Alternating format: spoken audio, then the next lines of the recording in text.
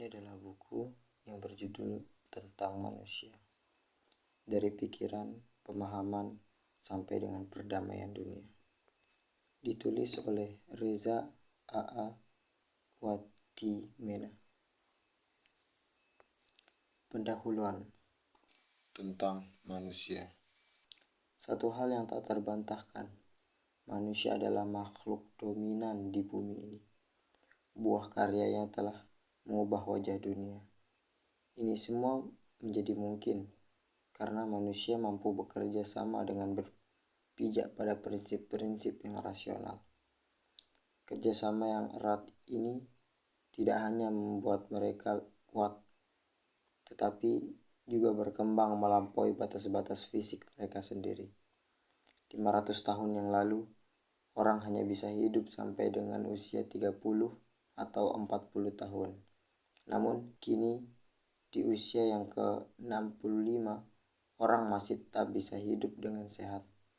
Bentuk kehidupan sosial manusia pun kini makin kompleks. Misalnya, dengan keberadaan internet dan jaringan sosial yang mengubah seluruh makna hubungan antar manusia. Patah hati dan revolusi politik kini bisa dipicu hanya dengan satu ketikan di jaringan sosial internet. Dominasi manusia atas bumi ini juga memiliki wajah yang kelam. Ratusan spesies punah setiap harinya akibat ketidakseimbangan alam. Atmosfer dunia rusak akibat polusi yang diciptakan oleh asap industri dan aktivitas sehari-hari. Lebih dari 6 miliar manusia di bumi ini, perlahan tapi pasti, bumi menjadi tempat yang tidak cocok untuk lahir dan berkembangnya kehidupan. Filsafat dan ilmu pengetahuan. Tentang manusia dan kehidupannya, filsafat dan ilmu pengetahuan telah menggunakan berbagai metode untuk memahaminya. Di sini, manusia dipahami sebagai makhluk yang berakal budi. Dengan akal budinya, manusia mampu bekerja sama dan kemudian mewujudkan visi hidup mereka menjadi kenyataan. Tidak hanya akal budi, manusia juga adalah makhluk emosional. Mereka mampu merasa dan bertindak dengan berdasarkan perasaannya itu. Mereka juga mampu merasakan kasih kepada manusia, makhluk hidup, dan bahkan benda mati lainnya. Perpaduan antara akal budi, emosi, dan kerjasama menghasilkan peradaban manusia beserta segala kompleksitasnya. Di satu sisi, manusia adalah makhluk individual. Ia memiliki perasaan dan pikiran yang hidup serta berkembang di dalam kehidupan pribadinya. Di sisi lain, ia adalah makhluk sosial. Identitasnya ditentukan dalam hubungannya dengan dunianya. Martin Heidegger, filsuf Jerman, mencoba menanggapi secara kritis konsep manusia yang berkembang di dalam filsafat dan ilmu pengetahuan. Kata manusia sebenarnya mengandaikan adanya pemahaman tertentu sebagai latar belakangnya, yakni pemahaman yang khas tertanam di dalam filsafat barat yang dipengaruhi filsafat Yunani dan agama-agama monoteis seperti Yahudi, Kristen, dan Islam. Bagi orang yang tidak lahir di dalam peradaban semacam ini, konsep manusia dipahami secara berbeda. Oleh karena itu, Heidegger mencoba menghindari penggunaan kata manusia. Di dalam tulisan-tulisannya, ia memilih menggunakan kata design yang berarti ada di sana.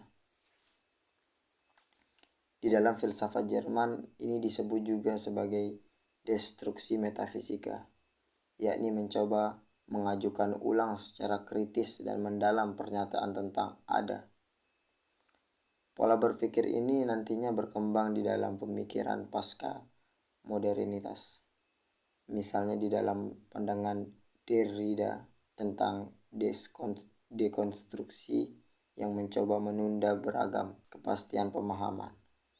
Filsafat Timur yang berkembang di Nepal, India, Cina, Jepang, dan Korea memiliki pemahaman yang sama sekali berbeda tentang manusia.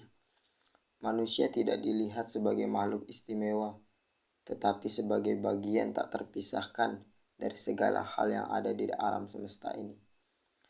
Sama seperti segala hal lainnya, manusia adalah cerminan dari jiwa universal yang disebut juga sebagai Atman. Di dalam beberapa tradisi seperti tradisi Zen, manusia tidak dijadikan konsep dan bahkan tidak dibicarakan sama sekali. Ciri dan gerak pikiran manusia. Begitu banyak orang mengalami penderitaan dalam hidupnya. Hampir semua bentuk penderitaan datang dari pikiran, baik dalam bentuk kecemasan akan masa depan maupun penyesalan atas masa lalu. Penderitaan nyata sehari-hari bisa dilampaui dengan baik jika orang mampu berpikir jernih, jauh dari kecemasan dan penyesalan yang kerap mencengkram pikirannya. Sebaliknya, hal kecil akan menjadi sulit dan rumit ketika pikiran orang dipenuhi oleh kecemasan dan penyesalan. Orang semacam itu akan sulit berfungsi di masyarakat. Mereka tidak bisa menolong diri mereka sendiri. Akibatnya, mereka pun cenderung menjadi penghambat bagi orang lain, dan bahkan bisa membuat orang lain menderita. Beban pikiran yang berlebihan membuat orang tak mampu menyadari betapa indah dan sederhana hidup manusia itu sebenarnya. Pikiran manusia. Kunci untuk mencegah hal ini adalah dengan memahami hakikat dan gerak pikiran manusia. Setiap bentuk konsep adalah hasil dari pikiran manusia. Dengan konsep itu, manusia lalu menanggapi berbagai keadaan di luar dirinya. Dalam hal ini, emosi dan perasaan juga merupakan hasil dari konsep yang berakar pada pikiran manusia. Apa ciri dari pikiran manusia? Ada 3 ciri mendasar, yakni tidak nyata, sementara, dan rapuh. Pikiran itu bukan kenyataan, ia adalah tanggapan atas kenyataan. Pikiran dibangun di atas abstraksi konseptual atas kenyataan. Pikiran juga sementara. Ia datang, ia pergi, dan ia berubah. Cuaca berubah, maka pikiran juga berubah. Ketika lapar, pikiran melemah, dan sebaliknya. Ketika perut kenyang, pikiran bekerja lebih maksimal. Ini menegaskan ciri selanjutnya, bahwa pikiran itu rapuh. Apa yang kita pikirkan selama ini belum tentu benar. Bahkan, keyakinan kita atas pikiran kita cenderung mengarahkan kita pada kesalahan dan penderitaan, baik penderitaan diri sendiri maupun orang lain. Pikiran kita begitu amat mudah berubah, dan ini jelas menandakan kerapuhan dari semua bentuk pikiran kita. Ekspresi, represi, dan observasi. Namun sayangnya banyak orang mengira bahwa pikiran mereka adalah kenyataan. Mereka mengira bahwa pikiran mereka adalah kebenaran. Emosi dan segala bentuk perasaan yang merupakan buah dari pikiran juga dianggap sebagai realita. Mereka mengalami kesulitan untuk menjaga jarak dari pikiran mereka sendiri. Pada titik ini, biasanya orang melihat 2 kemungkinan, yakni ekspresi dan represi. Ekspresi berarti mengeluarkan semua bentuk pikiran tersebut dalam bentuk tindakan ataupun kata-kata. Biasanya, orang lain menjadi objek dari tindakan ini. Beberapa di antaranya merasa terhina hingga membalas dan membentuk semacam lingkaran kekerasan yang lebih besar. Represi berarti menekan dan menelan semua emosi dan pikiran yang muncul. Pada pikiran dan emosi yang ekstrim, ini menciptakan rasa sakit yang luar biasa. Dalam jangka panjang, ini bisa menciptakan penyakit fisik yang berbahaya, seperti misalnya kanker atau sakit jantung. Represi emosi dan pikiran jelas bukan merupakan jalan yang tepat. Ekspresi menciptakan masalah sosial. Represi menciptakan masalah personal. Banyak orang terjebak di antara keduanya. Mereka tidak dapat keluar dari pikiran dan emosi yang mereka anggap nyata. Namun, ada jalan keluar dari kebuntuan ini, yakni observasi. Observasi berarti tindak mengamati apa yang terjadi di dalam pikiran kita secara seksama. Kita mengamati muncul dan bergantinya pikiran dari satu objek ke objek lainnya. Kita bisa melihat bagaimana emosi, perasaan, dan pikiran terbentuk dan kemudian berlalu. Dengan cara ini, kita menciptakan jarak dengan segala hal yang muncul di kepala kita.